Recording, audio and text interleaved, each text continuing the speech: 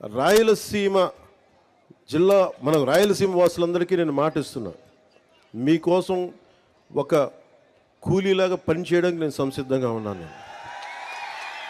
మీకు కష్టం వస్తే, నేను ఆ రోజున అన్నమయ్య పింఛాడాం తెగిపోతే ఆ రోజు నేను ఎంత బాధపడ్డానో, తెలిసి డ్యామ్ తెగుతుందని తెలిసి కూడా ఇసుక కోసం అంతమంది అన్ని పశువులు, అంత ఆస్తి నష్టం, అన్ని ప్రాణాలు పోయారు జస్ట్ ఇసుక కోసం. తెలిసి కూడా ఇసుక తవ్వుకోవడం కోసం డ్యాము నిండిపోతుంది, కట్ట తెగుతుందని కూడా వదిలేశారు. నాకు బాధ్యత, నాకు నిజంగా ఆ రోజున ఎంతమంది యువత వచ్చి బాధపడతా ఉంటే నాకు అనిపించింది, నిస్సహాయత అనిపించింది నాకు. అరే, నా చేతిలో కనుక అధికారం ఉంటే ఏదన్నా చేసేవాడిని.